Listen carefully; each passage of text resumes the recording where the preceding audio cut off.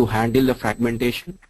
And why the fragmentation? Yes, we have so many people. There are so many devices coming in each week and month, and as much as 10 new devices are getting released each week. And also the same device is now, because now previously software was at least was limited to desktop. Now it is coming to the everybody's lifestyle in the form of gadgets. And that's where you see mobiles, tablets, and TV sets, and I'm sure a few other forms may come up in future. And software and hardware evolves with the time. See, another thing is, because these hardware and embedded devices are evolving so fast, corresponding to that, to keep up the competition and expectations, even the SDKs have to evolve. New features have to come in from an operating system level at a development level. If you really see, Android itself has got now 20 versions. See, one of the things I still remember is when people said, JVME is too fragmented, that is why Android has come. And that is the time I said, even Android will face the same challenges as Java ME. I mean, it is, see, JVME is not something, it's something, an implementation issue or an architectural issue.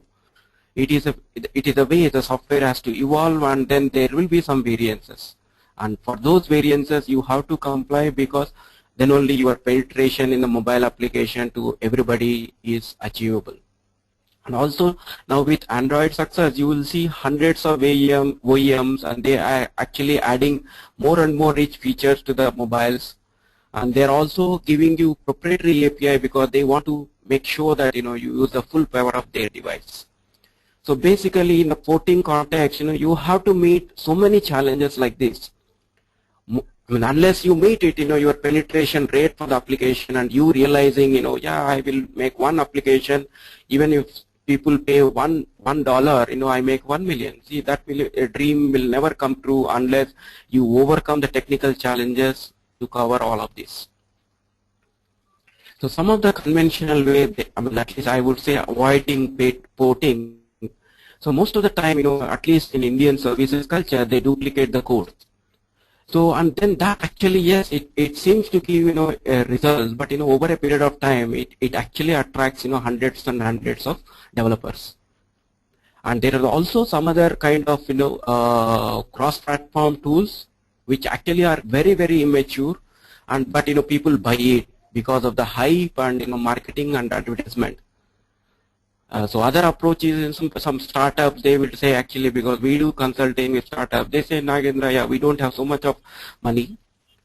We are okay to limit our business by putting it into only the popular things.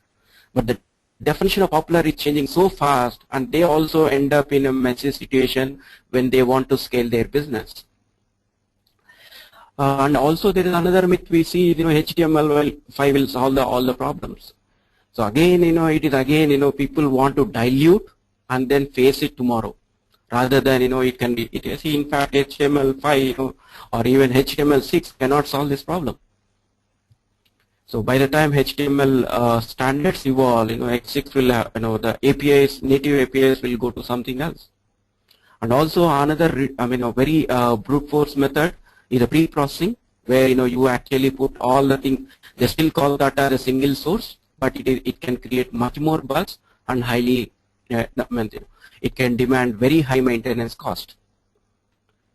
So we have seen what is porting and what is mobile applications, a context of porting, and what are the ways, somebody can avoid, or at least the current trend of trying to avoid porting.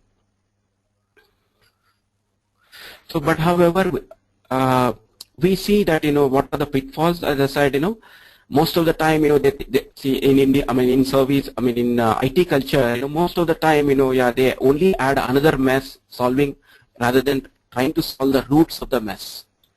And which eventually people will know by the time, there will be another technology which is coming in. So, however, we actually summarize this like this: technology for the sake of technology, numbers for the sake of numbers will not really give any kind of solutions.